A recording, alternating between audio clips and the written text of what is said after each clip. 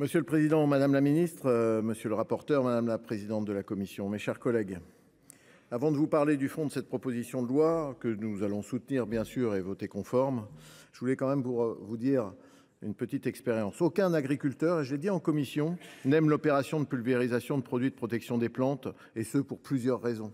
On a tous un peu oublié, mais la manipulation et le remplissage sont extrêmement pénibles, ça amuse personne. On traite avec des milliers d'euros de produits qui coûtent fort cher. Les horaires sont très compliqués, 4 heures du matin pour avoir l'hygrométrie, très tard le soir. Donc il n'y a pas un agriculteur qui vous dira qu'il aime l'opération de la pulvérisation.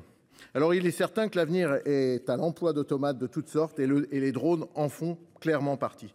Soyons clairs, l'objectif n'est surtout pas le retour aux épandages à l'ancienne par hélicoptère ou ULM comme certains ont connu avec toute leur imprécision. Mais ce texte ne vise pas non plus à généraliser l'usage des drones pour tous les produits et sur toutes les parcelles.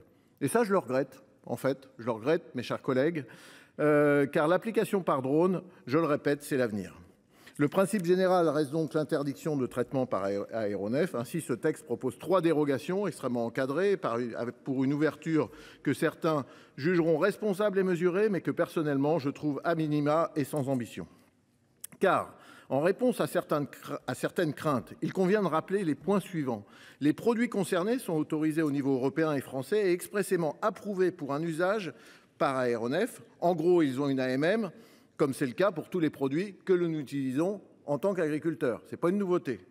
Il s'agit uniquement de produits de biocontrôle, ceux à faible risque, utilisés en agriculture biologique. Quelle ambition!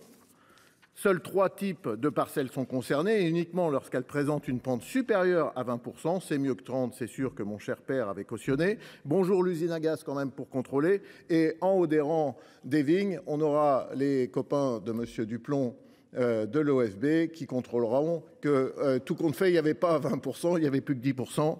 Bon courage. L'exploitant devra posséder un certificat. Ah bah oui, c'est un peu le cas et une obligation pour tous les agriculteurs, ça nous rassure. Et l'ANSES sera présente à chaque étape, c'est déjà le cas pour tous les usages qui sont utilisés pour un produit phytosanitaire. Encore une fois, pas beaucoup de nouvelles. Donc les drones ne constituent pas, selon l'ANSES et l'INRAE, la panacée universelle, mais ce sont des outils complémentaires présentant de réels avantages sur 2 points fondamentaux, la pénibilité et l'accidentologie. Qui a aimé, et les viticulteurs le savent, se retourner avec un tracteur vigneron, ce qui provoque énormément d'accidents, voire de morts. Je crois que le plus de morts, c'est dans la viticulture, parce que les rangs de vignes ne sont pas espacés.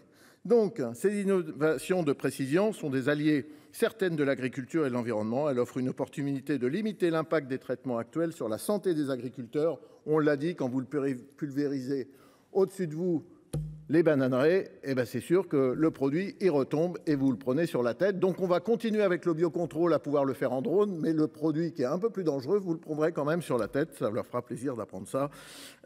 Pourquoi donc se priver d'un usage étendu aux drones ?